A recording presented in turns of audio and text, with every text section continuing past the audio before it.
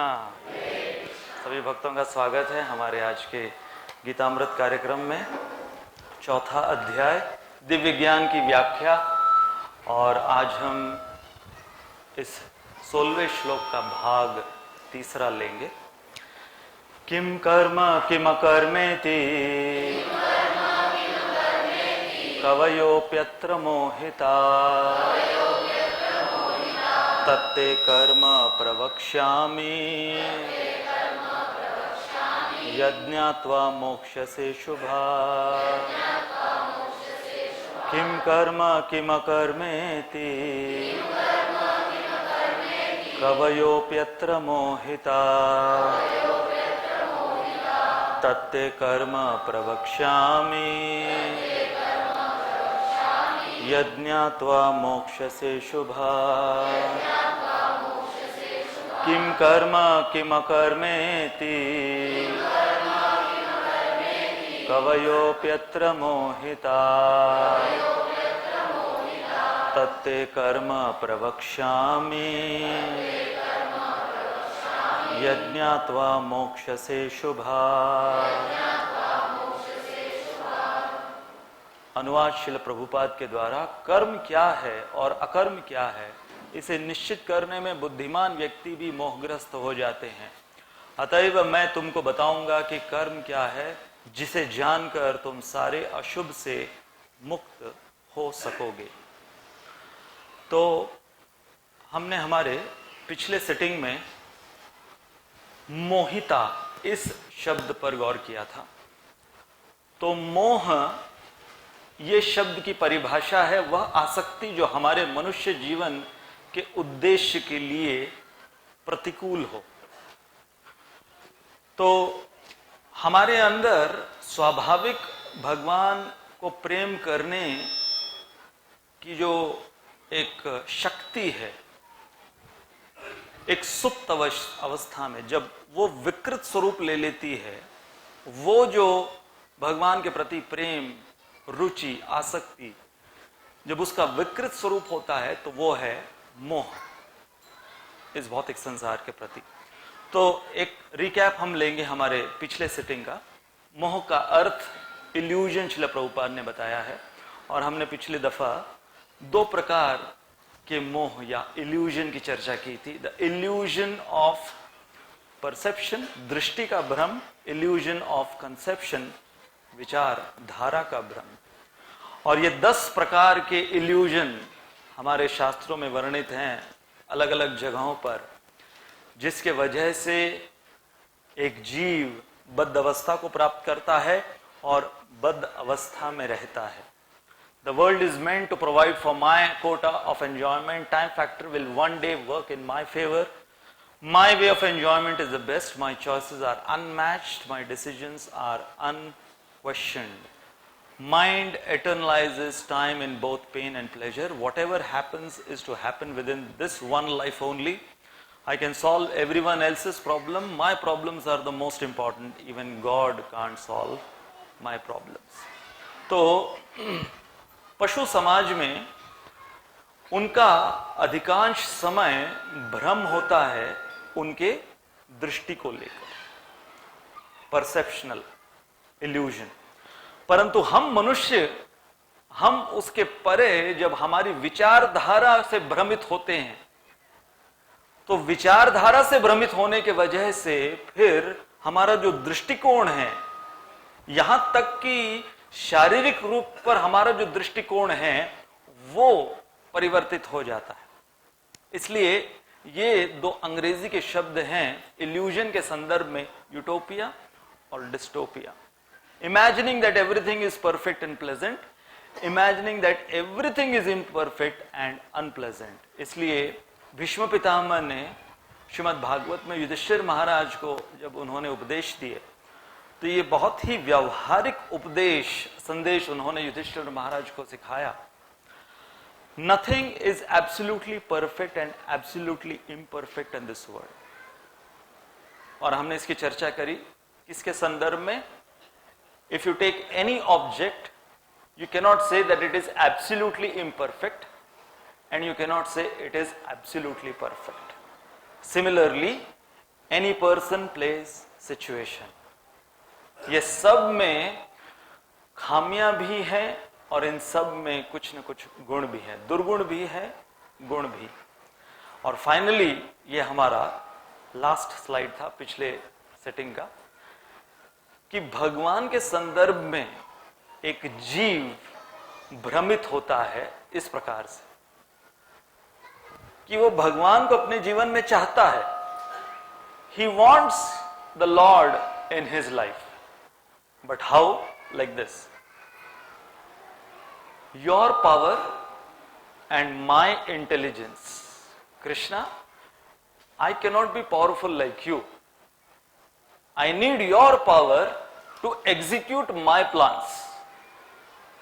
मुझे आपकी योजनाएं नहीं चाहिए, योजना मेरी होनी चाहिए, शक्ति आपकी होनी चाहिए। देखो, हमें लगता है कि हम बहुत बुद्धिमान हो रहे हैं इस भौतिक संसार में और हम भगवान को चकमा दे सकते हैं, जबकि ये पूरी सृष्टि, इस पूरी सृष्टि के सारे तत्व, हम स्वयं, हमारा मन, हमारी बुद्धि, ये सब कुछ उनके निर्देशन में है। और ये हमारा सबसे बड़ा मोह है कि हम भगवान को हमारी योजनाओं के लिए इस्तेमाल कर सकेंगे। This is the biggest illusion a living entity continues to live within this material world. तो अब हम आज का हमारा सत्र प्रारंभ करेंगे। तो फिर से ये जो पंक्ति भगवान ने कही है, कवयोप्यत्र मोहिता, इसे हम लेंगे। तो अब तक हमने चर्चा की कि मोहिता का अर्थ क्या होता है, मोहित होना, मोह में चले जाना, उसका अर्थ क्या होता है। आज हम चर्चा करेंगे कि बुद्धिमान लोग कैसे मोहित हो जाते हैं। और हमारे शास्त्रों में ऐसे ऐसे उदाहरण हैं, एक के बाद एक कितने सारे स्लाइड्स मुझे बनाने पड़े, उदाहरण पे उदाहरण। किनके? बुद्धिमान जो मोहग्रस्त हो गए उनके उदाहरण। कोई दानव, राक्षस या तथाकथित कोई इस संसार के बुद्धिमान या फिर कोई बद्धजीव, उनके उदाहरण नहीं लेंगे आज हम, बुद्धिमान लोगों के उदाहरण। इसलिए एक पहले आपको हम डिस्क्लेमर देते हैं या फिर एक सूचना या संकेत या चेतावनी दे देते हैं कि जो हम चर्चा करने वाले हैं, जिन जिन बुद्धिमान लोगों के उदाहरण हम लेने वाले हैं, कृपया करके उनको हमें किस दृष्टिकोण से देखना है ये समझ लें। इसलिए ये स्लाइड बहुत महत्वपूर्ण है। वो एग्जाम्पल्स शुरू करने से पहले, और हम जब वो एग्जाम्पल्स समझने लगेंगे तो ये स्लाइड मत भूलना, ये बहुत इंपॉर्टेंट स्लाइड है और ये हम फिर से रिपीट करेंगे स्लाइड। तो जब भी हम किसी महानुभाव के जीवन में कुछ ऐसी परिस्थिति उनकी देखते हैं या सुनते हैं, जैसे कि बड़े कोई दिग्गज, कोई ऋषि मुनि या कोई महाजन, वो भ्रमित हो गए, वो मोहग्रस्त हो गए, तो हमारा दृष्टिकोण क्या होना चाहिए? एक है मानवीय दृष्टिकोण, ह्यूमन पॉइंट ऑफ व्यू, और एक है दैवी दृष्टिकोण अर्थात डिवाइन पॉइंट ऑफ व्यू। तो यदि मैं पूछूं कि कौन सा पॉइंट ऑफ व्यू होना चाहिए हमारा, मानवीय होना चाहिए या दैवी होना चाहिए? Should it be human, should it be divine? कितने हैं जो ह्यूमन पॉइंट ऑफ व्यू इसके मत के हैं? हाथ ऊपर कीजिए। ओके। कितने हैं जो डिवाइन पॉइंट ऑफ व्यू होना चाहिए उसके मत के हैं, दैवी? कई तो हाथ ही नहीं ऊपर कर रहे हैं।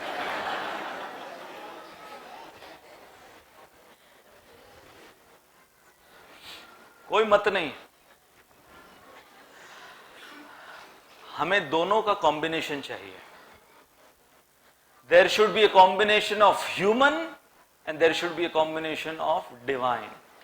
यदि केवल मानवीय स्तर पर हम देखेंगे ऐसे उदाहरण को या समझने की कोशिश करेंगे ऐसे उदाहरणों को, तो हम क्या करेंगे, अपराध कर बैठेंगे कि अरे देवराज इंद्र वो भी ऐसे निकले, ब्रह्मा जी वो भी ऐसे, तो हम लोग अपराध करने लगेंगे कि फिर उनमें और हम में क्या अंतर है। मानवीय स्तर पर कैसे देखा जाता है, अरे यदि वो लोग ये सब कर रहे हैं, यदि भगवान श्री कृष्ण रासलीला करते हैं, हाँ, इतनी सारी उनकी गर्लफ्रेंड हो सकती है,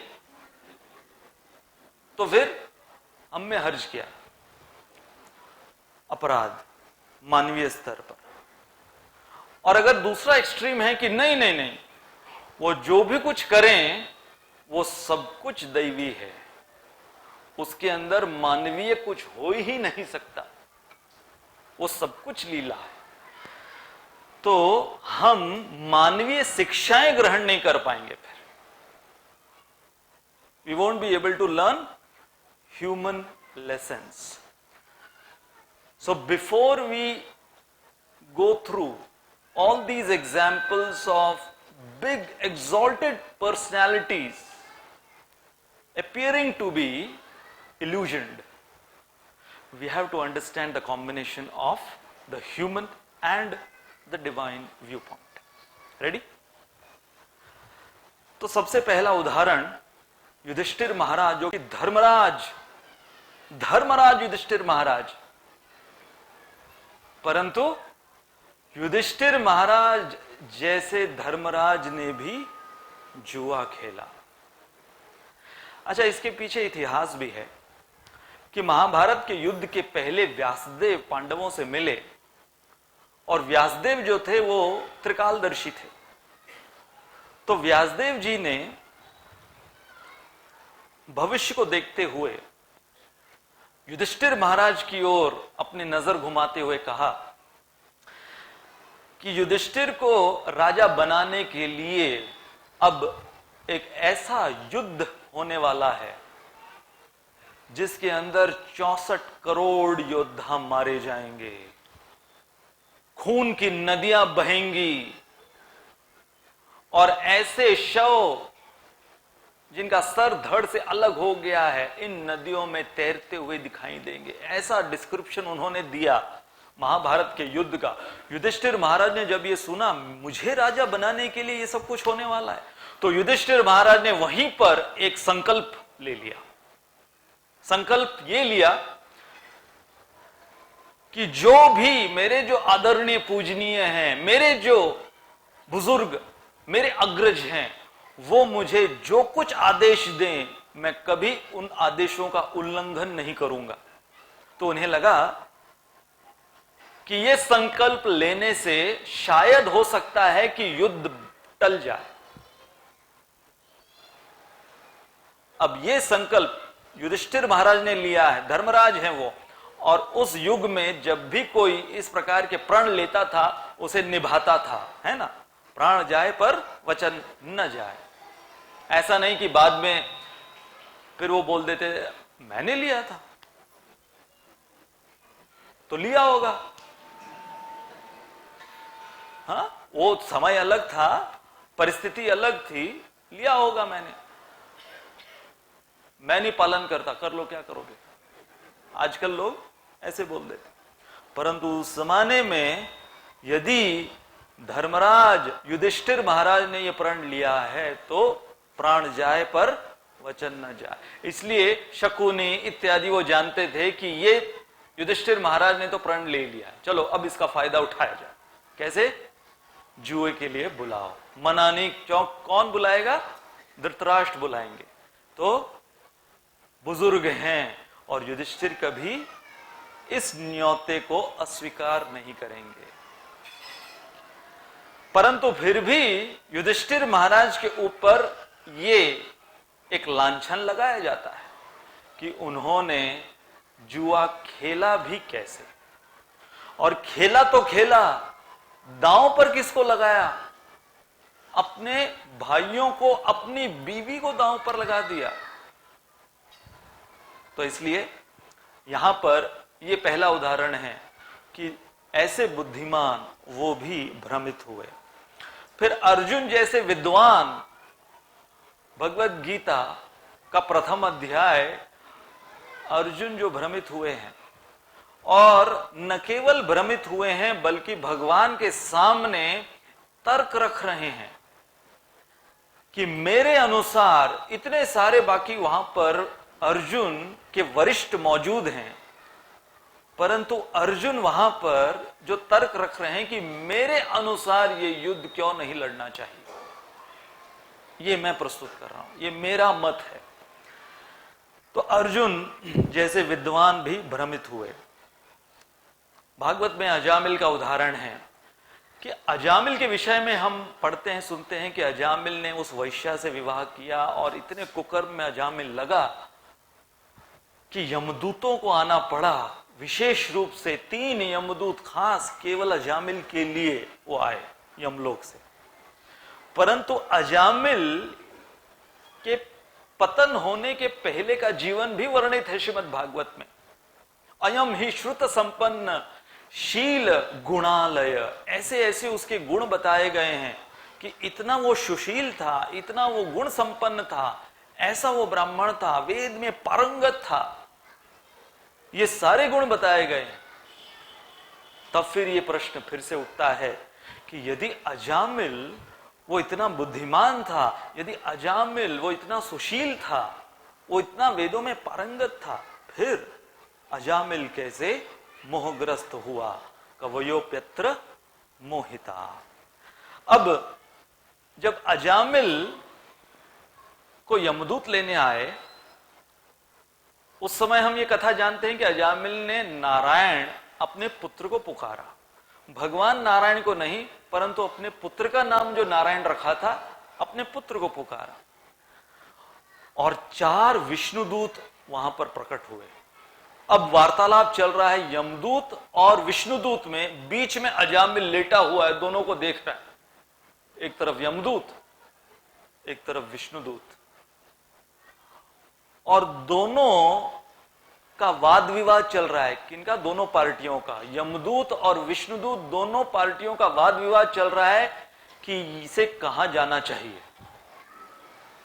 कल्पना कीजिए कि कोई ऐसी स्थिति में है, मरण शैया पर लेटा हुआ है, अब डिसीजन नहीं हो पा रहा है कि यम यातना भोगेगा या वैकुंठवास मिलेगा। बोलो, ऐसा डिसीजन, और दोनों के पलड़े भारी हैं। यमदूत जो हैं वो ऐसे ऐसे तर्क प्रस्तुत कर रहे हैं यमराज का प्रतिनिधित्व करते हुए, और यहां पर विष्णुदूत, वो कोई कम है क्या? विष्णु के दूत हैं, वो अपने तर्क प्रस्तुत कर रहे हैं। और ऐसे विवाद में, इन दोनों के विवाद में जो यमदूत वो भ्रमित होने लगे कि हमें आज दिन तक हमारे जो आराध्य यमराज जी, उन्होंने आज दिन तक हमें ये नहीं बताया कि जब कोई भगवान विष्णु या नारायण का नाम अंत समय ले लेता है तो उसके जितने पाप उसने किए हों अपने जीवन काल में, वो सारे साफ हो सकते हैं। ये तो हमने पहले कभी सुना नहीं, हमारी कोई क्लास ऐसी हुई नहीं। इसलिए बंबई का एक विद्यार्थी, उसने एक दफे हमारे एक प्रचारक से कहा, मेरा हीरो अजामिल है। जब पूछा गया क्यों, मजा भी किया और उसे भगवत धाम भी मिला। लाइफ हो तो ऐसी कि उसने मजा भी किया और उसे भगवत धाम भी मिला। परंतु मुख्य मुद्दा यहां पर यह है कि यमदूत जो हैं वो केवल भयावह दिखने वाले ऐसे क्रूर व्यक्ति नहीं है। यमदूत उनकी क्लास होती है, यमराज उनको सिखाते हैं कि अलग अलग प्रकार के जो कुकर्मी होते हैं वो किस प्रकार से कुकर्म करते हैं और कैसे उनका विश्लेषण करना है, कैसे उन्हें पकड़कर लाना है, कौन से नर्क में उनको यातना भुगतनी होगी, सब कुछ उनको डिटेल में बताया जाता है, सही गलत का। परंतु यहां पर ये एक्सेप्शनल केस कि हम ले जाने आए और जो हमको रोकने आए हैं, यमदूत उनसे प्रभावित थे। इतने सुंदर दिखने वाले व्यक्ति हमने आज दिन तक नहीं देखे, क्योंकि वो लोग काफी बिजी रहते हैं यमदूत, ऑब्वियसली, कि इतने सारे बद्ध जीवों उनका लेखा जोखा समझते हुए उनको यहां वहां लेकर आना है, तो लोग बहुत बिजी रहते। तो उन्होंने कभी विष्णु दूतों को देखा नहीं था व्यक्तिगत रूप से, अभी पर्सनली देख रहे हैं, तो इतना प्रभावित हुए कि एक तो ये दिखने में इतने सुंदर है, ऊपर से इनकी वाणी जो है वो इतनी मधुर है, और इतना कन्विंसिंग तरीके से ये लोग बोल रहे हैं। हालांकि विष्णुदूत जीते वहां पर, उस विवाद में विष्णुदूत जीते और उन्होंने अजामिल को बचाया, और अजामिल से कहा अब तुम्हें बचा तो लिया है, अब जाकर तुम्हें अपने आप को सुधार कर आना है ऊपर, अभी नहीं लेके जा रहे तुम्हें लग रहा है कि अभी तुमको सीट में बिठा के ले जाएंगे, अभी तुमको केवल इन तीनों से बचाया है। तो यमदूत जब वो हारे गए विष्णुदूत के सामने, तो वो गए तुरंत दौड़ते हुए यमराज जी के पास। ये कौन थे और ये कौन से भगवान विष्णु का नाम ले रहे थे, आपने आज दिन तक हमें उनके बारे में बताया नहीं, बताओ कौन है ये। यमराज पहली दफा इतने प्रसन्न हुए कि फर्स्ट टाइम आज भागवत कथा सुनाने का मौका मिल रहा है, इतने प्रसन्न हुए, क्योंकि उनकी जो क्लासेस वहां पर वो केवल पापियों से रिलेटेड क्लासेस हुआ करती थी, इसलिए यमराज जी को कभी टाइम ही नहीं मिला, वो सिलेबस पूरा ही नहीं हुआ कभी उनका उस वाला, कि कभी गीतामृत क्लास भी ले उनके लिए। तो इसलिए अजामिल को देखते हुए कई बार हम भ्रमित हो सकते हैं, जैसे अजामिल भ्रमित हो गया, और अजामिल के उसकी जो वो 4 अक्षर उसने कहे नारायण, और उसके वजह से वो जो बचा यमदूत यमलोक जाने से, तो यमदूत जो हैं वो मोहग्रस्त हो गए। इसके पश्चात रामायण से उदाहरण महाराज दशरथ का, उन्होंने अपने जीवन में वो एक जो सबसे बड़ी गलती करी। कौन सी गलती? कि कैकेयी को उन्होंने खुली छूट दे दी, जो वरदान तुम्हें मांगना है मांग लो। इसलिए महाराज दशरथ के विषय में मैं कहता हूं, महाराज दशरथ की स्थिति क्या थी, और बहुत लोग अपने आप को उस स्थिति में पा लेते हैं बाद में। पहले ओपन ऑफर दे देते हैं, मांगो जो मांगा। सो दशरथ महाराज की स्थिति क्या थी? Promise in haste, repent in leisure, कि जल्दबाजी में उसने वचन दे दिए, और फिर पश्चाताप करने के लिए जब रामचंद्र जी चले गए तो मरते दम तक पश्चाताप करते रहे। So promise in haste and repent in leisure, this is Dashrath Maharaj. अब सीता देवी,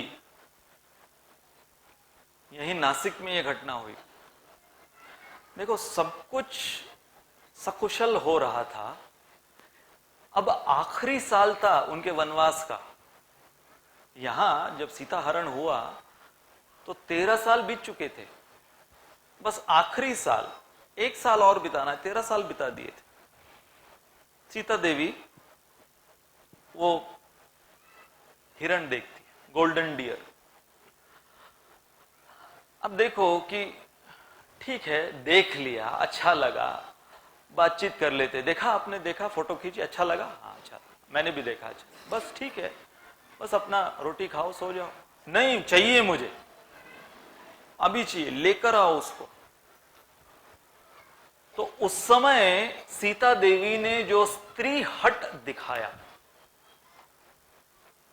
जिसके वजह से फिर लक्ष्मण का अपमान हुआ और उनके स्वयं का अपहरण हुआ, तो ये सीता देवी के मानवीय स्तर पर एक गलती देखी जाती है। फिर लक्ष्मण की गलतफहमी भरत को लेकर, चित्रकूट में भरत पूरी अयोध्या की सेना को, सारे अयोध्या वासियों को लेकर आ रहे हैं, लक्ष्मण पेड़ पर चढ़कर देख रहे हैं, क्या तुरंत क्या निष्कर्ष पर आते हैं कि ये अब यहां तक पहुंच चुका है, बाज नहीं आएगा ये भरत, युद्ध हमारे पर चढ़ाई कर रहा है। तो लक्ष्मण इनकी गलतफहमी, और उसके वजह से, क्योंकि लक्ष्मण भरत को लेकर कुछ दुर्विचार रख रहे थे, इसलिए लक्ष्मण को जो सुनना पड़ा सीता देवी के मुख से, क्या सुनना पड़ा?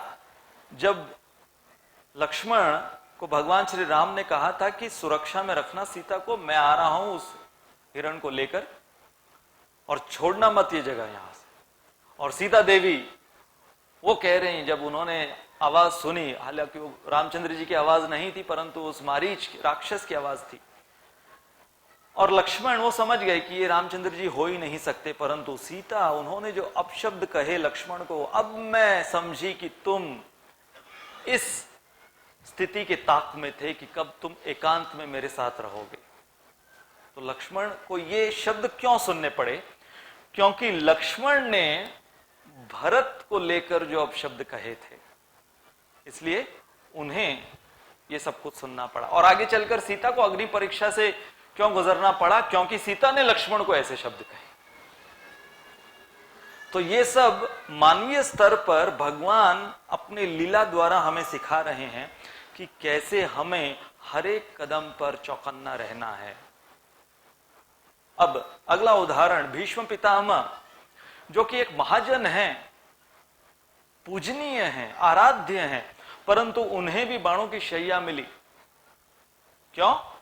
क्योंकि उस असत सभा में जब द्रौपदी का वस्त्रहरण होने जाने वाला था, उस असत सभा में भीष्म पितामह शांत रहे, और जब भीष्म पितामह के समक्ष द्रौपदी गई रोते बिलखते हुए, सुरक्षा मांगते हुए, सहायता मांगते हुए, भीष्म पितामह, उन्होंने कहा मैं यहां पर निर्णय नहीं ले सकता क्या सही है क्या गलत है। और उसके वजह से भीष्म पितामह उन्हें बाणों की शैया प्राप्त हुई। महाराज परीक्षित का उदाहरण है कि उनके पूरे जीवन काल में उन्होंने एक भूल करी, और क्या थी वो? कि वो जब शिकार पर निकले थे और वो शमिक ऋषि की कुटिया में गए, और शमिक ऋषि के गले में वो मरा हुआ सांप एक हार के रूप में पहना दिया, क्योंकि शमिक ऋषि वो अपने ध्यान मग्न थे और उन्होंने परीक्षित महाराज का स्वागत नहीं कर पाए। वो तो अपमान ले लिया और मरा हुआ सांप डाल दिया। उस एक भूल के वजह से परीक्षित महाराज को जो शाप मिला, परंतु अंततः श्रीमद् भागवत उन्हें सुनने मिली, जिसके वजह से हम सबको श्रीमद् भागवत मिली। परंतु फिर भी परीक्षित महाराज ने अपनी उस भूल पर सफाई पेश नहीं की। तो क्या हुआ? मैं राजा हूं, मैंने अगर एक भूल कर भी दी तो कोई इतना बड़ा श्राप मुझे कैसे दे सकता है? नहीं, उन्होंने उसे स्वीकार किया। एक और राजा जिसके पीछे ये हमारा देश भारत देश कहा जाता है, सो भरत महाराज वो निकले अपनी पूरी राज्य की जिम्मेदारी सौंपकर, जब वो वैराग्य की ओर निकले वन में और अपने साधना में लगे हुए भाव स्तर तक पहुंच गए, और एक हिरण को देखकर उनके अंदर इतनी करुणा आई कि अपनी साधना छोड़ दी, दिन रात केवल उस हिरण को संभालते हुए वो अगले जन्म में हिरण बन गए। तो देखो हमारे शास्त्रों में ये जो हिरण हैं, इन्होंने बहुत गड़बड़ किया है। देवराज इंद्र, हम लोग गोवर्धन लीला उसकी चर्चा कर रहे हैं, जो प्रसिद्ध गोवर्धन लीला है। तो देवराज इंद्र का बीच बीच में बहुत ये पद अभिमान होता रहता है, जिसके वजह से वो ऐसी गलतियां, बड़ी बड़ी गलतियां करते हैं। और एक नहीं, दो नहीं, कितनी बार गलतियां करते हैं उस पद अभिमान के वजह से, उनकी आसक्ति के वजह से, और उन्हें भगवान और भगवान के प्रतिनिधि ठीक भी करते रहते हैं, परंतु फिर भी वो बाज नहीं आते। फिर ब्रह्मा जी वो विमोहित हुए। अब ठीक है, देवराज इंद्र उनके विषय में समझ सकते हैं कि वो भोग विलास में ज्यादा लिप्त रहते हैं, परंतु ब्रह्मा जी जो कि पूरी बुद्धि के बने हुए हैं, ब्रह्मा जी का पूरा शरीर कोई हाड़ मांस का, ये जो हमारा पार्थिव शरीर है इस प्रकार का नहीं है, उनका बुद्धि से बना हुआ शरीर, he is just made of intelligence. परंतु उन्होंने जब भगवान श्री कृष्ण को अपने ग्वाल सखाओं का जूठा खाते हुए देखा तो ब्रह्मा जी शॉर्ट सर्किट हो गया, उनका इंटेलिजेंस शॉर्ट सर्किट हो गया कि ये भगवान कैसे हो सकते हैं, कैसे ये छोटा सा बालक भगवान हो सकता है। और फिर उन्होंने परीक्षा भगवान की करनी चाहिए, ग्वाल सखाओं की परीक्षा करनी चाहिए। बहुत सुंदर वर्णन है कि जब वो समझे कि अरे मैंने तो अग्नि से खिलवाड़ किया है, और अपनी गलती उसका एहसास उनको जब हुआ, और फिर जब वो अपने लोक लौट रहे थे अपनी गलती का एहसास करते हुए, तो भगवान श्री कृष्ण ने भी एक अलग लीला करी। जैसे ब्रह्मा जी ने ग्वाल सखाओं को चुरा लिया था और भगवान सब ग्वाल सखा बने और बछड़े गाय बने, तो ब्रह्मा जी ब्रह्मलोक जाने से पहले भगवान ब्रह्मा जी बनकर ब्रह्मलोक पहुंच गए। ब्रह्मा जी के पहुंचने से पहले भगवान श्री कृष्ण ब्रह्मा जी बनकर ब्रह्मलोक पहुंच गए, और वहां पर सारे पहरेदारों को कह दिया कि एक डुप्लीकेट ब्रह्मा घूम रहा है, और वो ब्रह्मलोक में आने का प्रयास करेगा, घुसने मत देना उसे। अच्छा, ऐसा भी होता है आजकल, डुप्लीकेट ब्रह्मा भी घूम रहे हैं। हाँ, तो भगवान ब्रह्मा जी बनकर ब्रह्मा जी के सिंहासन पर जाकर बैठ गए। अब असली ब्रह्मा जी आए पीछे पीछे, पूरा मुंह लटकाए हुए परेशान से आ रहे हैं। पहरेदार, कहां घुस रहे हो?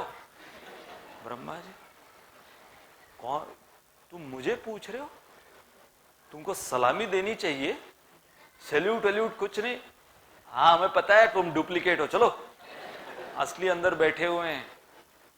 और जब ब्रह्मा जी को समझ में आया कि देखो भगवान ने उन्हें ठीक करने के लिए उनके सिंहासन तक पहुंच गए, जाके बैठ गए, और भगवान बैठे मुस्कुरा रहे थे कि तुम सोच रहे थे कि तुम मुझसे खेल करोगे, अब जब तक तुम्हारे होश ठिकाने पूर्ण प्रकार से नहीं आते तुम्हें अंदर अनुमति नहीं मिलेगी। फिर फाइनली भगवान ने पहरेदारों को कहा कि नहीं नहीं, यही असली ब्रह्मा जी हैं, आने दो इनको। अब ये समझ गए, लेसन सीख गए।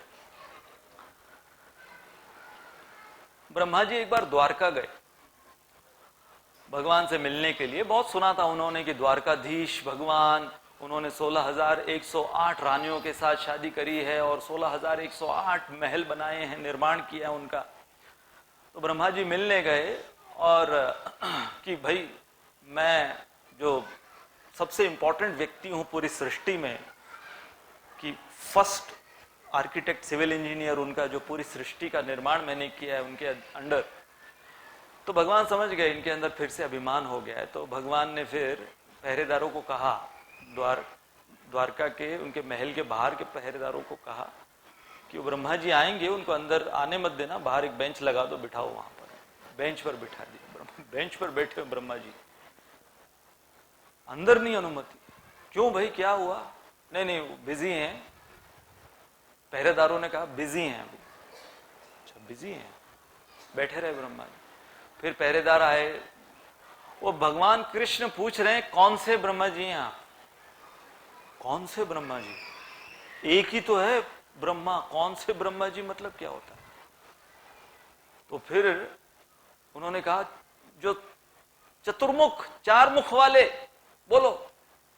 गए, अंदर गए जब, तो थोड़े से गुस्से में थे कि ये ऐसे कैसा प्रश्न पूछा। जब गए अंदर तो उन्होंने देखा कि ऐसे ऐसे ब्रह्मा जी वहां पर मीटिंग में बैठे थे भगवान के साथ, जिनके 8 सर हैं, 16 सर हैं, 108 सर हैं, 164 सर हैं, 16,000 सर हैं, 1,00,000 सर हैं। ऐसे ऐसे ऐसे ब्रह्मा जी मीटिंग में बैठे हुए हैं और भगवान बहुत इंटेंस डिस्कशन उनके साथ कर रहे हैं, बहुत मैनेजमेंट की मीटिंग चल रही है। और ये 4 मुंह वाले ब्रह्मा जी, जिनको लग रहा था कि यही एक ब्रह्मा जी हैं सबसे यूनिक, जिनके 4 सर हैं, यहां पर इतने सारे सर वाले ब्रह्मा जी को देखा और इंटेंस मीटिंग चल रही है। और फिर भगवान ने मुस्कुराए और उनको देखते हुए कहा, अरे अरे अरे, हमारे वो सबसे छोटे वाले ब्रह्मा जी भी आए। और फिर सभी बाकी के ब्रह्मा वो अपने सारे सर पीछे कर कर ये 4 सर वाले ब्रह्मा जी को देखा ऊपर से नीचे तक। अच्छा छोटू आ जाओ।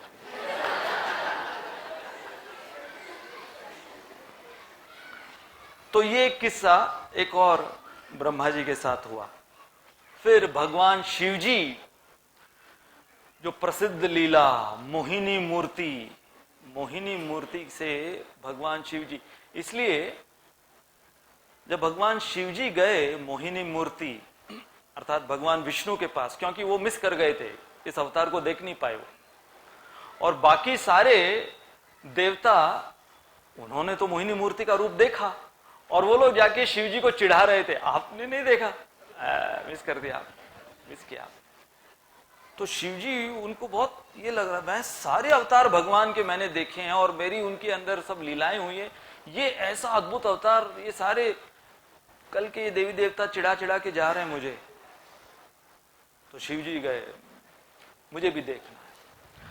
तो भगवान विष्णु वो मुस्कुराने लगे। इसलिए सुखदेव गोस्वामी कहते हैं प्रहस्य भाव गंभीरम भगवान विष्णु के विषय में, कि वो गंभीर भी थे और हंस भी रहे थे। प्रहस्य भाव गंभीरम, वो हंस इसलिए रहे थे भगवान विष्णु शिव जी को देखते हुए, शिव जी आप भी हैं, हाँ? अच्छी खासी पार्वती जी आपकी पत्नी है, हाँ? गणेश जी हैं, हाँ? कहाँ पछड़ों में पड़ रहे हो तुम, हाँ? तो इसलिए प्रहस्य हंसने, परंतु गंभीरता उनके अंदर इसलिए दिख रही थी कि भगवान विष्णु ने सोचा कि यदि शिवजी को मोहित करना है तो वो जो मैंने देवताओं और असुरों के लिए मोहिनी मूर्ति का रूप लिया था उससे काम नहीं होगा। वो तो बेसिक वर्जन था मेरे मोहिनी मूर्ति का। शिवजी को मोहित करने के लिए एडवांस्ड वर्जन दिखाना होगा, क्योंकि ये कोई साधारण देवता नहीं है, महादेव हैं ये। इसलिए गंभीर वो हुए और उन्होंने जब वो अपना होता ना, फुल्ली लोडेड व्हीकल होता है, एक बेसिक मॉडल होता है किसी कार का, उसके अंदर सारे फीचर्स नहीं होते, तो जो देवताओं को और असुरों को मोहिनी मूर्ति ने अपना रूप दिखाया था वो बेसिक रूप था, उसी में तो वो लोग फिदा हो गए थे।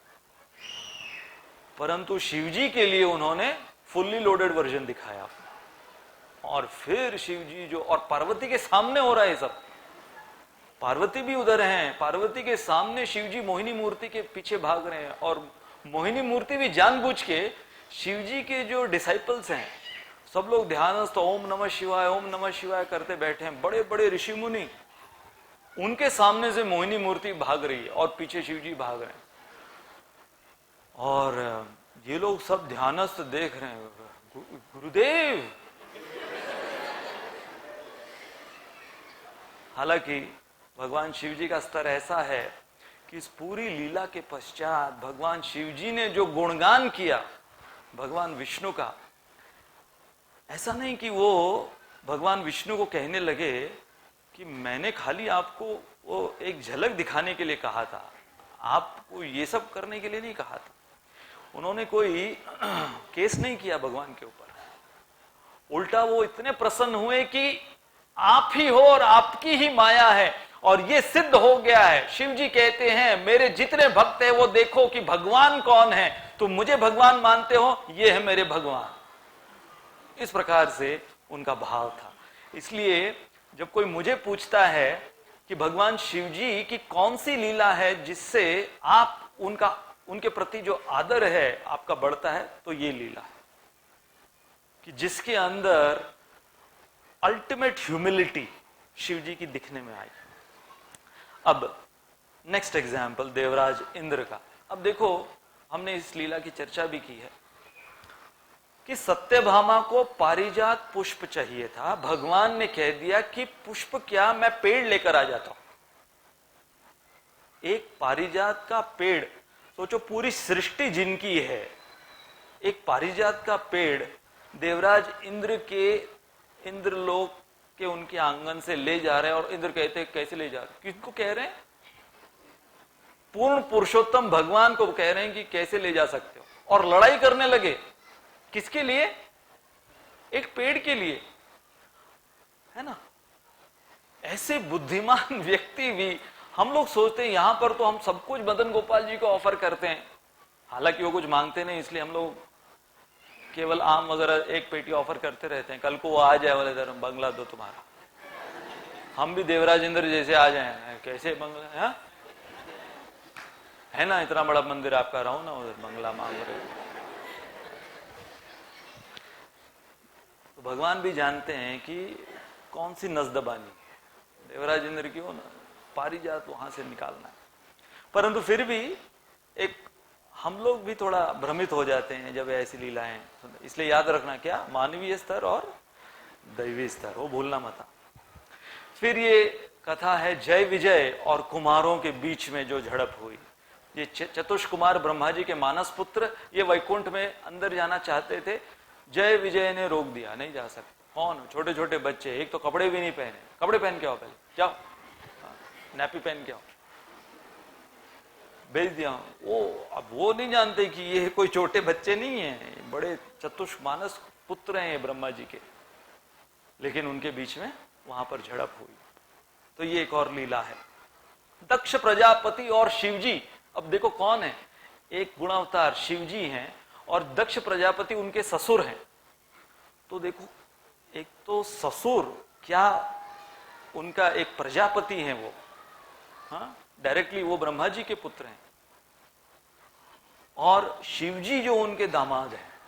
इन दोनों के बीच में जो दक्ष यज्ञ है, कभी उसकी चर्चा हम करेंगे, अभी तक किए नहीं उसकी, तो उसकी चर्चा कभी करेंगे। बहुत इंटरेस्टिंग एपिसोड है दक्ष यज्ञ, अभी केवल आपको ट्रेलर दिया है थोड़ा सा। फिर विश्वामित्र मुनि, ये तो प्रसिद्ध लीला है, विश्वामित्र मुनि और मेनका, इसके विषय में तो हम ज्यादा क्या कहें, आप लोग तो जानते ही हैं। फिर सौभरी मुनि, ये एक ऐसे मुनि हुए जो कि जमुना के नीचे जाकर वो तपस्या कर रहे थे, श्वास रोकी हुई थी, परंतु फिर उनके मन में जब काम वासना जागृत हुई तो बाहर निकलकर एक नहीं दो नहीं, मंधाता राजा की 50 राजकुमारियों के साथ उन्होंने विवाह किया। फिर महाराज द्रुपद एवं द्रोणाचार्य, अब देखो ये दोनों कौन हैं, कि द्रोणाचार्य अर्जुन के गुरु, द्रुपद अर्जुन के ससुर, एक गुरु और एक ससुर, इन दोनों में दुश्मनी, और अर्जुन इन दोनों को संतुष्ट करने में माहिर थे, द्रुपद को भी और द्रोणाचार्य को भी। स्वयं श्री कृष्ण के पुत्र सांबा, उन्होंने एक गलती करी बहुत बड़ी। एक बार नारद मुनि और अन्य ऋषियों की खिल्ली उड़ाते हुए सांबा ने अपने पेट में तकिया बांध लिया और स्त्री का परिवेश धारण कर कर पूछता है कि बताओ लड़का हो गया लड़की हो गई। अब किसको पूछ रहा था वो? जो त्रिकालदर्शी नारद मुनि जैसे ऋषि मुनि, तो समझ गए कि ये है कौन और ये क्या करना चाह रहा है, हमसे मजाक कर रहा है। तो उन्होंने श्राप दे दिया, ये तुम्हारे पेट से एक ऐसा लोहे का टुकड़ा जम लेगा जो तुम्हारे पूरे यादव वंश का नाश करेगा। तो ये गलती उनसे हुई। इसलिए फिर से ये सारे उदाहरण पढ़ने के समझने के बाद ये जानना बहुत आवश्यक है, नहीं तो हम अपराध की दृष्टि में रहेंगे। नॉट टू कमिट अपराध and also learning human lessons. अब ह्यूमन लेसन्स हम क्या सीखते हैं? रिजल्ट ऑफ इनअटेंशन, कि यदि ऐसे ऐसे महान दिग्गज जब वो असावधान रहे तो असावधानी के वजह से उनके जीवन में क्या कुछ नहीं हुआ। तो एक छोटा सा वीडियो है, रिजल्ट ऑफ इनअटेंशन। इंडिया में क्रिकेट कौन नहीं जानता है? क्रिकेट के रूल्स कौन नहीं जानता है? क्रिकेट में अलग अलग तरीके से आउट होते हैं लोग, है ना। इसलिए कई बार आप देखो, जो बहुत चौके छक्के मारता रहता है, मान लो कि उसने एक ओवर में बस चौके छक्के ही मारे, चौका फिर चक्का, चौका फिर चक्का, पूरा स्टेडियम वाह वाह वाह वाह कर रहा है। तब होता क्या है कि सब लोग वाह वाह कर रहे हैं, उसके अंदर ऐसा और कॉन्फिडेंस आ जाता है, उसे लगता है कि बस अब हर बॉल में छक्का ही मारूंगा, और उस समय वो क्लीन बोल्ड होता है। अक्सर देखा ना, जब वो ओवर कॉन्फिडेंट हो जाता है उस समय वो क्लीन बोल्ड होता है। इसी प्रकार से क्रिकेट में एक तरीका है आउट होने का, रन आउट, और ये बहुत इंटरेस्टिंग तरीके से ये प्लेयर रन आउट हुआ है।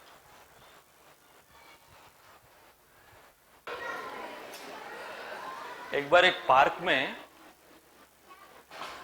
एक छोटा लड़का वो बेंच पे बैठे चॉकलेट खा रहा था।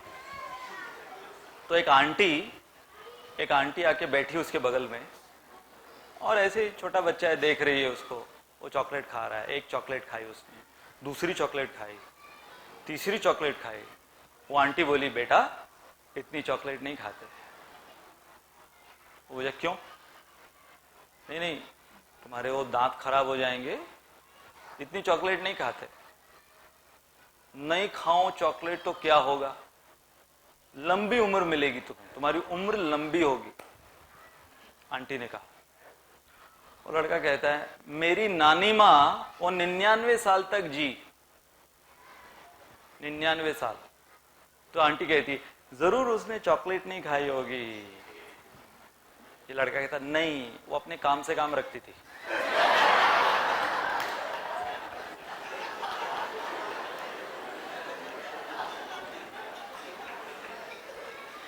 तो ये वीडियो वही था। अच्छा, हमने ये जो बहुत बार हमारे उपनिषद का उदाहरण सुना है, ह्यूमन चैरियट, कि ये जो हमारा मनुष्य शरीर है ये इस रथ के समान है, और इस रथ के ये जो 5 घोड़े हैं ये हमारी 5 ज्ञानेंद्रियां हैं, आंख, नाक, जिह्वा, त्वचा इत्यादि। ये हमारी 5 ज्ञानेंद्रिय, ये 5 घोड़े हैं।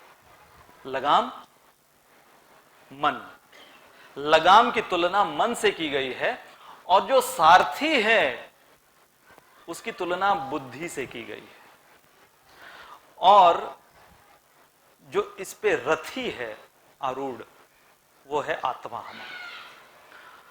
तो ये अक्सर हमने उदाहरण सुना है जिसके अंदर जिम्मेदारी इस रथ को सही दिशा में ले जाने की किसकी है? सारथी की। सारथी अर्थात बुद्धि। तो बुद्धि की जिम्मेदारी है कि मन की लगाम को ठीक से कंट्रोल में रखें, और यदि मन के लगाम को वो सारथी ठीक से कंट्रोल में रखता है तो जो घोड़े हैं वो कंट्रोल में। लेकिन फिर भी आप देखोगे कि घोड़े कहीं ना कहीं, कभी ना कभी, यहां वहां वो अपना मुंह मारते हैं, और सारथी की जिम्मेदारी होती है कि वो एक एक घोड़े को अपने नियंत्रण में रखे। ये उदाहरण है।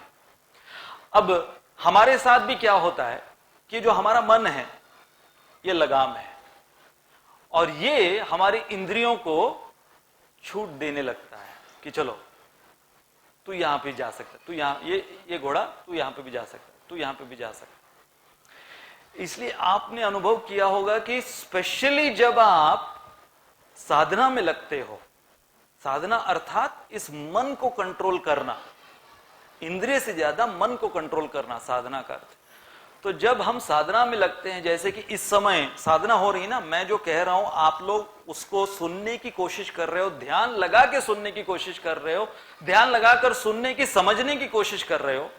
लेकिन ये जो मन है आपके अंदर, ये अवश्य ही जब से प्रवचन शुरू हुआ है, ये बीच बीच में आपको टोक रहा होगा कि बस हो गया, वही चीज बोलता है ये बार बार। और आपकी बुद्धि, वो भी हल्की आवाज में बुद्धि होती है, वो मन को कहती है अरे इतना भी मत चिल्ला, क्यों नहीं चिल्ला, अरे धीरे, रिलैक्स जेनिफर, रिलैक्स। तो ये जो हर समय डायलॉग चलता है ना, एक साधक के मन और बुद्धि का डायलॉग, कैसा डायलॉग है ये? जैसे मान लो कि बुद्धि ने डिसाइड किया कि कल से मैं रोज मंगल आरती जाऊंगा। बुद्धि ने डिसाइड किया कि कल से मैं रोज मंगल आरती, बाय द वे जिसको पता नहीं, 5 बजे होती है। कई नए लोग सोच रहे होंगे अच्छा आरती में जा रहा है, नहीं, मंगल आरती में 5 बजे, सुबह 5 बजे वाली मंगल आरती। तो बुद्धि ने डिसाइड किया कि मैं कल से रोज 5 बजे की मंगल आरती में जाऊंगा इस्कॉन के मंदिर में। मन ने सुन लिया। तो मन, अब देखो मन कैसे बोलता है, तो जाना, तू जाना, तू जा, कौन रोकता है? मुझको क्यों उठा रहा है? तो अब दोनों के डायलॉग कैसे चालू होते हैं? हाँ? आप लोग अभी इसको हंस रहे होंगे, लेकिन ये हम सबके अंदर चलता है। हाँ? तो किसी ने डिसाइड किया नहीं मेरे को कल से जाना है, तो मन कहता है कल से क्यों, कल क्या है? नहीं, मैंने डिसाइड किया है कल। अच्छा, कल से जाएगा। क्यों, तू दीक्षित है क्या? इतने दीक्षित डिवोटीज रहते हैं इधर वृंदावन कॉलोनी में, कोई आते हैं क्या? हाँ? मस्त ठोरते रहते हैं सुबह वो लोग। हाँ? पहले उनको उठा के लेके आ। तो बुद्धि कहती है वो जाने, मैं हूं, मैं हूं। तो मन कहता है तू कोई 30 मार खा नहीं है, तू अकेला अगर मंगल आरती जाने लगेगा ना, तेरे को अहंकार हो जाएगा। अब देखो फिलॉसफी, मन जो है फिलॉसफी भी यूज कर रहा है, तेरे को अहंकार हो जाएगा। तो बुद्धि बोलती है वो मेरा प्रॉब्लम है, तेरे को क्या प्रॉब्लम है? मेरा प्रॉब्लम है, मैं डील करूंगा, जो भी वो अहंकार होगा, अभिमान होगा, जो भी होगा मैं डील करूंगा। मुझे तो कल से मंगल आरती जाना। अरे लेकिन इतना लेट सो रहा है तू, इतना लेट होता है, तू कितना काम करता है, घर परिवार संभालना है, वो तो ब्रह्मचारी है, उनको तो कोई काम धंधा नहीं होता है। तू प्रैक्टिकल है, तू काम करता है, तू 8 घंटे मेहनत कर रहा है, तेरे बीवी है, तेरे बच्चे हैं, ऐसे नहीं जा सकता तू, इतना लेट होता है तेरे को। तो बुद्धि बोलती है तो लेट तू ही कराता है, टीवी दिखाता है रात को लेट। तो ऐसे ही मन और बुद्धि का डायलॉग चल रहा है। फाइनली होता क्या है कि जो शक्तिशाली होगा, फाइनली मन अगर बुद्धि को बोल दिया चाहे जो भी हो जाए, तू कितने भी आर्ग्यूमेंट दे कि तेरे को एडवांसमेंट करना है भक्ति के अंदर, तेरे को प्रगति करनी है और इसी जन्म में भगवत धाम जाना है, मैं तुझे उठने ही नहीं दूंगा। और होता है क्या है, सुबह जब अलार्म बजता है तो मन बुद्धि को बोलता है ये अलार्म की आवाज अच्छी नहीं लग रही है ना, नहीं लग रही है ना, है ना? नींद कैसे, तकिया कैसा लग रहा है, बिस्तर कैसा लग रहा है, चल करवट बदल उस तरफ से। हा? अलार्म मैं बंद करता हूं, जा उस तरफ से। तो ये हमारे मन में द्वंद्व चलता रहता है। इसलिए आप देखो कि जानवरों में और हम मनुष्यों में जब हम मन बुद्धि की चर्चा कर रहे हैं या एक निर्णायक हम योनि है उसकी चर्चा कर रहे हैं, तो जानवरों के अंदर जो शक्ति भगवान ने दी वो क्या शक्ति है? Ability to discriminate. वो हम उसकी चर्चा करेंगे कि उसका अर्थ क्या होता है, एबिलिटी टू डिस्क्रिमिनेट का अर्थ क्या होता है। और हम मनुष्यों के अंदर 3 चीजें दी हैं। डिस्क्रिमिनेशन भी, उसके बाद में प्रेफरेंसेस और फिर फाइनली चॉइसेस। तो यदि हम सबसे पहले डिस्क्रिमिनेशन को लें, जो कि पशुवत स्तर पर है, पशु के स्तर पर है, तो डिस्क्रिमिनेशन किस बात का होता है? उनके अंदर प्लेजर और पेन, कि क्या उनके लिए कोई सुखदायक वस्तु है और कौन सी दुखदायक। अब हम मनुष्य यदि हमारा जीवन केवल इस पर आधारित रखें कि कहां पर सुख है वहां जाना और कहां पर दुख है वहां न जाना, तो ये पशुवत जीवन है केवल। जैसे कि वो साइंटिस्ट ने एक्सपेरिमेंट किया था चूहे के ऊपर। क्या एक्सपेरिमेंट किया था? कि चूहे को पिंजड़े में रखा, एक तरफ करंट एक तरफ पूड़ी। चूहों को पूड़ी अच्छी लगती खाने में, तो एक तरफ पूड़ी एक तरफ करंट। तो चूहा जब पहली दफा करंट की ओर गया, तो करंट जब उसको लगा तो लेफ्ट साइड में करंट, उसको प्रोग्राम किया उसने कि लेफ्ट साइड में नहीं जाना चाहिए, उधर करंट लगता है, तो वो राइट साइड में गया। अब इस साइंटिस्ट ने क्या किया? पलट दिया, राइट साइड में करंट कर दिया, लेफ्ट साइड में पूड़ी रख दी। तो ये चूहा, जब भी ये वैज्ञानिक इसको चेंज कर देता, चूहा कंफ्यूज हो रहा था। पूड़ी करंट, करंट पूड़ी, पूड़ी करंट, करंट पूड़ी, कि जाऊं तो जाऊं कहां? कभी जाता हूं तो करंट लगता है, कभी जाता हूं उधर तो पूड़ी मिलती है। और उसी दौरान उस वैज्ञानिक ने पिंजड़े का द्वार खोल दिया। ये चूहा इतना उस कश्मकश में मशगूल था कि यहां पर जाऊं, यहां पर जाऊं, यहां पर करंट है, यहां पर पूड़ी है, तो यहां पर होता है कभी करंट, यहां पर कभी पूड़ी होती है। अरे तेरा दरवाजा खुल गया पिंजड़े का, उसको उसका भान ही नहीं है। तो कई बार कई मनुष्य जो है वो इसी प्रकार का जीवन जीते हैं इस भौतिक संसार में, कि कहां पर करंट मिलेगा वहां से दूर भागते रहो, दूर भागते रहो। इस्कॉन टेम्पल से करंट मिलता है, दूर भागो, दूर भागो। और बाकी खाऊ गली में पूड़ी मिलती, उधर जाओ, उधर जाओ, ऐसे करते। फिर इधर करंट, उधर, फिर बाद में पता चलता है इधर भी पूड़ी मिलती। हाँ, पहले करंट देते हैं फिर पूड़ी देते हैं लोग। तो केवल इस स्तर पर अगर हम जीवन जी रहे हैं तो वो है पशुवत जीवन। फिर प्रेफरेंसेस, प्रेफरेंसेस हमारे किस प्रकार के होते हैं? पसंद नापसंद। अब देखो, ये जो पसंद नापसंद का जीवन है, ये केवल हम मनुष्यों का है ना। ऊंचे लोगों की ऊंची पसंद, माणिकचंद गुटका पसंद। अब पशु जो हैं वो लोग पसंद नापसंद में इतना वो लोग डिस्क्रिमिनेट नहीं कर सकते। अब कुत्तों को रोटी डालो तो कुत्तों को अगर पूछो कि क्या खाओगे, पराठा या सादी पोड़ी या भाकरी, अरे वो तो बस देख रहा है, जो भी डाल दे। लेकिन हम मनुष्य की प्रेफरेंसेस, टूथपेस्ट भी होगा, क्या आपके टूथपेस्ट में नमक है? क्या आपके टूथपेस्ट में जीरा है? क्या हींग है, गरम मसाला है, अजवाइन है, दूधी है, भोपला है? क्या है टूथपेस्ट के अंदर? है क्या? टूथपेस्ट के अंदर इतनी वैरायटी। मैं बता रहा था अभी बंबई में प्रवचन में, मेरा फ्रेंड ना, वो हम लोग बड़े 5 स्टार होटल में हमारी एक पार्टी थी, तो रुके थे वहां पे 2 दिन हम लोग, ख्यात रीजेंसी में। तो सुबह ब्रेकफास्ट के लिए वो गया, होता है ना ब्रेकफास्ट तो फ्री होता है, कॉम्प्लीमेंट्री होता है।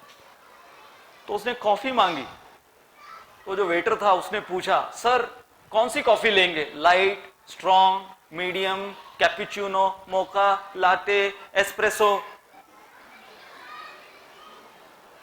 ये मेरे को पूछता है, ये एक ही आइटम के नाम है। बाय द वे, कॉफी को अलग अलग तरीके से बोला जाता है, ये अलग अलग तरीके हैं कॉफी की।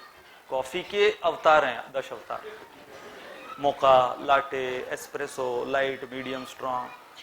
तो वो इतना कंफ्यूज हो गया, बोला अरे वो मीठी वाली दूध डाल के वो दे दे यार। तो हमारे उसके अंदर कितने प्रेफरेंसेस होते हैं कि ये वो, जैसे आप देखो कि ये जितने बड़े बड़े मॉल्स हैं, ये सारे मॉल्स के अंदर जो इतनी वैरायटी है, कपड़ों के अंदर कितनी वैरायटी है, जैसे हमने कहा टूथपेस्ट के अंदर इतनी वैरायटी है, वेस्ट में तो दही के अंदर इतनी वैरायटी होती, दूध के अंदर इतनी वैरायटी है, सब कुछ क्यों? हमारी पसंद और नापसंद। बट फाइनली जो हाईएस्ट लेवल ह्यूमन बींग्स का है वो है चॉइस, और चॉइस का शुरुआत होता है राइट और रॉन्ग, सही क्या है और गलत क्या है। तो देखो, प्लेजर और पेन, लाइक्स एंड डिसलाइक्स से ऊपर है सही और गलत। तो यदि हमने जो अभी माइंड और इंटेलिजेंस की चर्चा करी, तो आप देखो माइंड और इंटेलिजेंस में, माइंड प्रेफरेंसेस वो दिखाता है हमें, और इंटेलिजेंस वो डिस्क्रिमिनेशन के बारे में हमें बताता है। तो प्रेफरेंसेस, यदि वो जीवन हम जीते हैं माइंड के लाइन का, तो हमें केवल सुख की खोज, बस उसके पीछे हमारा जीवन रहता है।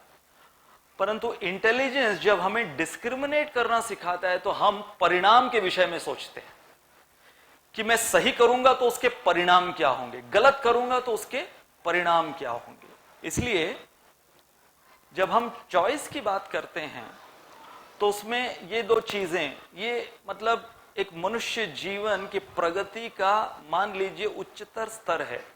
When he starts liking the right thing and disliking the wrong thing. कई बार क्या होता है, हमको पता होता है कि सही क्या है गलत क्या है, but we still like the wrong thing and we dislike the right thing. But the moment we start liking the right thing and disliking the wrong thing, then we are really living as a human being. और इसलिए एक है moral dilemma और एक है ethical dilemma. अब ये जो सबसे ऊंचा स्तर है मनुष्य की बुद्धि का, इसमें अंतर क्या है? मॉरल डिलेमा मतलब कि सही और गलत, मतलब गीतामृत के लिए आऊं या 16 वाइन्स जाऊं, इजी है। परंतु एथिकल डिलेमा का अर्थ क्या होता है कि दो सही चीजों में चयन करना, कि चैंटिंग करूं या भागवत का अध्ययन करूं। जब ये दोनों के बीच में हमारे प्रश्न उठते हैं, तो समझ लेना चाहिए कि हमारा जो लेवल है इंटेलिजेंस का, वो बहुत ऊपर तक चला गया। केवल 16 वाइन्स और गीतामृत में डिस्क्रिमिनेशन कर रहे हैं, तो अभी तक दिल्ली बहुत दूर है। So 5 factors that determine our choices: past life impressions, family upbringing, association in this life, free will and Krishna's grace. तो हमको लगता होगा कि मैंने कोई चयन किया, मैंने कुछ चॉइस अपनी व्यक्त की। इसके पीछे सारे फैक्टर्स होते हैं कि हमारे पूर्व जन्म के संस्कार क्या हैं, उस पर निर्धारित करता है। इस जन्म में परवरिश किस प्रकार की हमारी हुई है, फिर हमारा संग हमने इस जन्म में अब तक का किस प्रकार का संग रखा है, फिर उसके ऊपर हमारा फ्री विल और भगवत कृपा। इसलिए यहां पर डिस्क्रिमिनेशन जो है वो शारीरिक स्तर पर है, प्रेफरेंसेस जो हैं वो मेंटल स्तर पर है, और चॉइसेस जो हैं वो हमारे जमीर, जिसको बोलते हैं ईमान, कॉन्शियंस, उसके स्तर पर होता है। इसलिए the 3 C's of life, choices, chances and changes. You must make a choice to take a chance और your life will never change. तो जो हमने उदाहरण लिया कि हमारी बुद्धि को हमें कैसे मन पर उस पर नियंत्रण लाना है, तो ये जो दो चीजें हैं, एक है कन्वीनियंस ड्रिवन लाइफ और एक है conscious driven life. Convenience driven life क्या होती है कि जो सहूलियत, आरामदायक जीवन है, बस वो जीते रहो। जैसे कि पंछी जो घोंसले में रहते हैं, यदि जीवन भर घोंसले में रहें तो कभी उड़ नहीं पाएंगे। तो घोंसला जो है उनके लिए कन्वीनियंस है, लेकिन उनको यदि उड़ान भरनी है तो उन्हें आकाश की ओर अपनी नजर घुमाकर उड़ना होगा। Then that will be called conscious driven life. So making decisions right versus making right decisions. कई बार हमारे जीवन में ऐसा होगा कि कुछ परिस्थितियों के वजह से हमारे ऐसे डिसीजंस हमको लेने पड़ेंगे जो हो सकता है कि इस समय वो अनुकूल न हो, परंतु हम उसे हमारे कॉन्शियंस, हमारे ईमान से उसको सही कर सकते हैं। So human life is like a computer. जैसे कंप्यूटर में हार्डवेयर होता है, कंप्यूटर में सॉफ्टवेयर होता है, और कंप्यूटर को कोई यूज करने वाला यूजर होता है। So hardware is like the physical body, ये जो हमारा स्थूल शरीर है। मन क्या है? सॉफ्टवेयर। बहुत इंपॉर्टेंट है ये सॉफ्टवेयर। इसलिए वायरस कहां घुसता है? सॉफ्टवेयर में घुसता है, और एंटीवायरस सॉफ्टवेयर में लगाना पड़ता है। इसलिए कई बार कंप्यूटर नया होगा, हार्डवेयर एकदम नया होगा, मशीन पूरी नहीं है, लेकिन अगर सॉफ्टवेयर में वायरस घुस गया है, इसलिए कईयों के शरीर एकदम सुदृढ़, स्वस्थ और अच्छे दिखने वाले होंगे, परंतु अंदर सॉफ्टवेयर करप्ट हो गया, मतलब माइंड करप्ट हो गया। तो इसलिए मैं आज फिर से आपको एक गाइडेड मेडिटेशन टूर पर ले जाने वाला। याद है आपको, एक बार हमने संडे क्लास में आपको ले गए थे गाइडेड मेडिटेशन टूर पर। आप लोग तैयार हैं?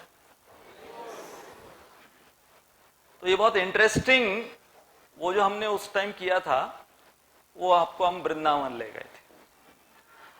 तो आज मैं आपको एक ऐसे टूर पर ले जाऊंगा जिसमें आपको समझ में आएगा धीरे धीरे कि कैसे जो आपका फिजिकल हार्डवेयर है और जो आपका सॉफ्टवेयर है, और फिर यूजर कौन है, इसके अंदर आप डिस्क्रिमिनेट कर पाओगे होपफुली इस सेशन के पश्चात।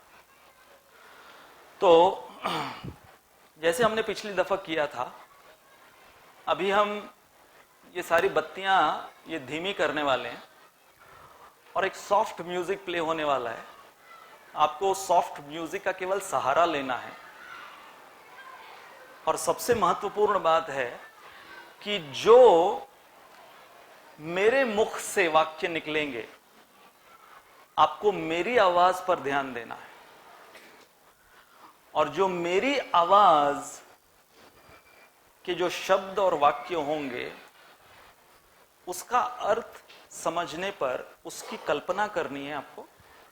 उन वाक्यों और उन शब्दों के अर्थ के ऊपर कल्पना करनी है, और आपको आपके मन के रथ पर बैठकर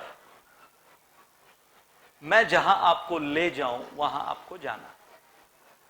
तैयार है?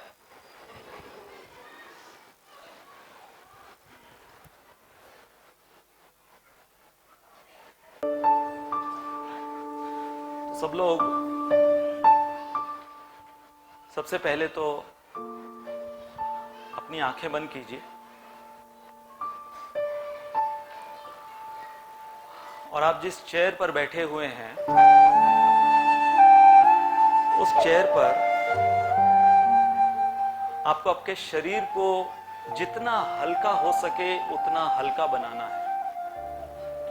और ध्यान रखिए, मेरी आवाज वो आपके लिए सबसे महत्वपूर्ण है। आप कहां रहते हैं उसके विषय में नहीं सोचना है, आप क्या करते हैं उसके विषय में नहीं सोचना है, आपका नाम क्या है उसके विषय में नहीं सोचना। इस समय केवल जो मेरी आवाज है वही एकमेव आपके ध्यान का केंद्र होना चाहिए। जैसे मैंने कहा, अपने आप को आपकी कुर्सी के ऊपर हल्के से हल्का कीजिए, इतना हल्का कीजिए कि धीरे धीरे आपको वो कुर्सी भी महसूस न हो, as if you are no more sitting on that chair. Focus on my sound, totally unaware of what is happening around you. Don't focus on any other sound, just focus on what I am about to say. केवल मेरी आवाज पर ध्यान देना है आपको. धीरे धीरे आपके शरीर को हल्का करते हुए अब आप याद कीजिए, जब आप स्कूल में थे और स्कूल में 9वीं कक्षा में जब आप थे, तो कौन सी वो टीचर थी या कौन से वो टीचर थे जो आपको सबसे अच्छे लगते थे, या कोई एक टीचर जो आपको सबसे अच्छा लगता था या लगती थी, जिसका स्वभाव, जिसका व्यवहार आपको बहुत पसंद आया था, उस पर आप ध्यान कीजिए. अब वो कौन सा टीचर या टीचर थी जो आपको पसंद नहीं, जिसका व्यवहार, जिसका बर्ताव आपको पसंद नहीं था? ऐसा भी कोई टीचर था या ऐसे भी कोई टीचर थी?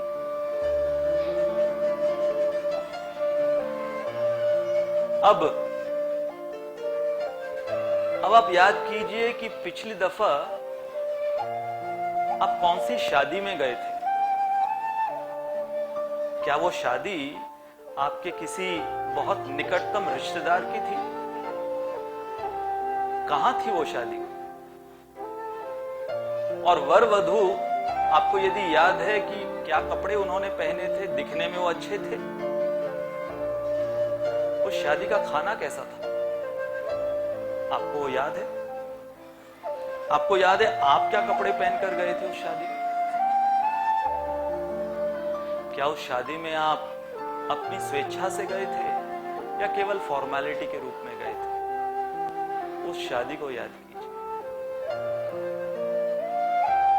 अब आप याद कीजिए कि लास्ट किसी के फ्यूनरल पर कब गए थे आप? किसके फ्यूनरल पर गए थे? किसकी शव यात्रा या अंत्येष्टि क्रिया अटेंड करी थी आपने? जो व्यक्ति मरा था, क्या आप उसे अच्छी से जानते थे? उस फ्यूनरल को याद कीजिए, उस स्मशान भूमि को याद कीजिए जहां पर सब विलाप कर रहे हैं, वो शव जल रहा है और आप उस जलते हुए शव को देखकर बहुत फिलोसॉफिकल हो गए थे. आप अपने जीवन के विषय में सोचने लगे थे और आपके अंदर उस समय एक वैराग्य उत्पन्न हुआ था अपने शरीर को लेकर, इस संसार की सच्चाई को लेकर. अब आप याद कीजिए कि पिछली दफा आप अपने परिवार के साथ कौन सी छुट्टी मनाने गए थे? कहां गए थे? क्या भारत में थे या भारत के बाहर कोई छुट्टी मनाने गए थे? कैसी थी वो जगह? कैसा था माहौल? अभी भी आपको वो आपके परिवार के साथ आदान प्रदान उन छुट्टियों के दिनों का याद है? कौन सी कोई अच्छी जगह, वहां की कोई हिल स्टेशन या कोई समंदर का किनारा, कोई नदी का किनारा, कोई ऐसी वस्तु जो अभी तक याद है उस फैमिली हॉलिडे की, उसको याद कीजिए. अब आप याद कीजिए पिछला सिनेमा कौन सा आपने देखा था या नहीं देखा? रईस, दंगल, क्या वो सिनेमा सही में आपको पसंद आया था? उसके गाने या उसकी स्टोरी लाइन, क्या आपको उसमें से पसंद आया? अब आप याद कीजिए पिछली दफा आपने किसी गरीब को मदद की थी कभी? याद कीजिए, क्या वो गरीब कोई भिखारी था या कोई अनाथ था? क्या वो ऐसा था जिसको आप जानते थे? क्या उसकी मदद आपने अपने सच्चे दिल से की थी? अब आप याद कीजिए कि हमारे राधा मदन गोपाल मंदिर का पिछला कोई उत्सव जो आपको बहुत पसंद आया था, क्या वो ब्रह्मोत्सव था हमारे राधा मदन गोपाल जी का जन्मोत्सव 23 मार्च वाला? आपको क्या उसमें पसंद आया था? भगवान का श्रृंगार, पुष्पाभिषेक, आपको गौरांग प्रभु का लेक्चर पसंद आया था? क्या आपको उस दिन का प्रसाद या कीर्तन क्या पसंद आया था? अब धीरे धीरे मेरी आवाज के साथ साथ आपके मनोरथ पर बैठते हुए आप अपने कुर्सी पर ध्यान कीजिए जिस पर आप बैठे हैं। अब आपको महसूस हो रहा होगा कि आप फिर से गीतामृत के क्लास में हैं, बुधवार का दिन है, आप अपनी कुर्सी पर फिर से आ गए हैं और आप धीरे से आंखें खोल सकते हैं। हरि बोल।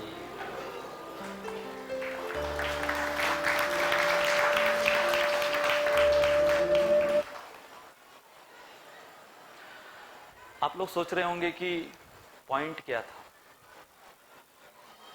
पॉइंट ये था कि आपके मन के ऊपर कंट्रोल किसका हो गया था? मेरी आवाज का, है ना? तो जैसे मैंने आपको कहा था कि आपको मेरी आवाज पर ध्यान रखते हुए आपकी कल्पना को ले जाना है और कल्पना के रथ पर बैठकर, मन के रथ पर बैठकर आपको जाना है। तो आपने अनुभव किया कि मैंने सबसे पहले आपको आपके स्कूल ले गया मैं, है ना? 9वीं कक्षा, आप बेंच पे बैठे हुए हैं, आपकी कोई फेवरेट टीचर, उसके पे ध्यान कर रहे हैं आप, है ना?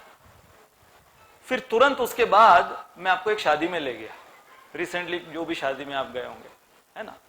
तो जब आपको मैं शादी में ले गया, आप स्कूल भूल गए, है ना? पूरा भूल गए कि आप अभी अभी स्कूल में भी जाके आए थे।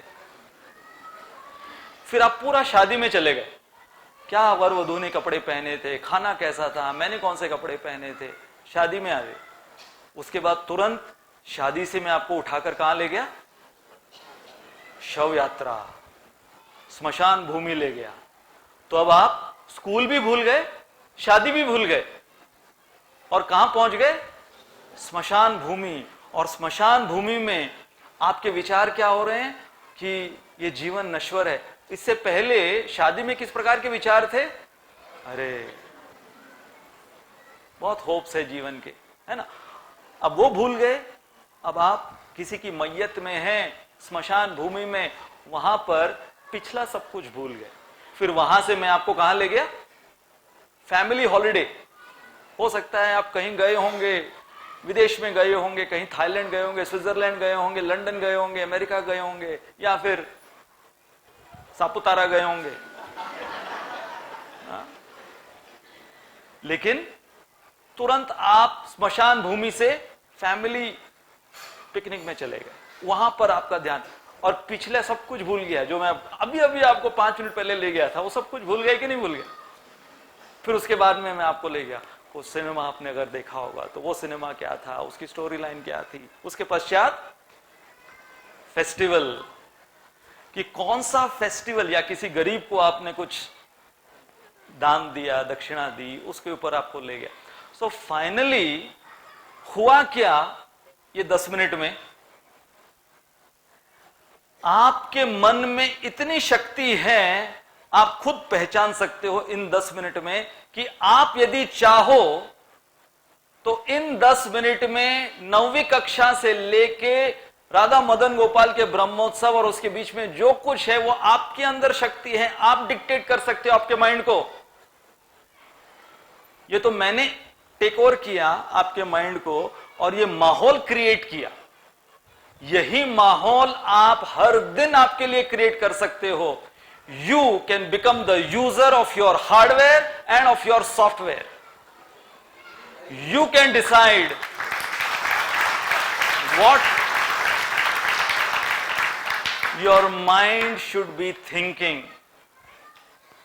ये है हमारे मन की शक्ति, हम सब के अंदर ये शक्ति है।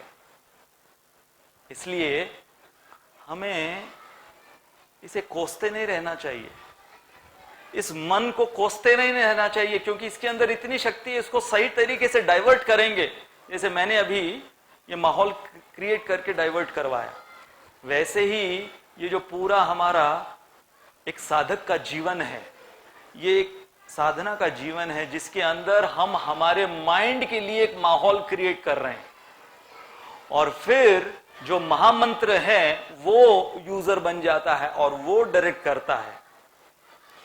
और जब वो हमें धीरे धीरे डायरेक्ट करता है, तब हमें समझ में आएगा कि किसी और को जरूरत नहीं है हमारे मन पर इंफ्लुएंस डालने की, हम खुद वो शक्ति रख सकते हैं हमारे मन पर वो इंफ्लुएंस डालने की। इसलिए कहा जाता है, if talent is a gift of God, then character is our choice. बहुत सी चाबियां होंगी, अलग अलग प्रकार के फॉर्मूला आपको आपके सामने प्रस्तुत किए जाएंगे। यदि आपका कॉन्शियंस, हमने जो कहा जमीर, आपका ईमान सही है, तो आपको पता चलेगा कि कौन सी चाबी मुझे उठानी है। इतनी शक्ति हमें दे न दाता, मन का विश्वास कमजोर होना, नेक रास्ते पे हरदम चले हम, भूल कर भी कभी भूल होना। बहुत बहुत धन्यवाद। हरे कृष्ण।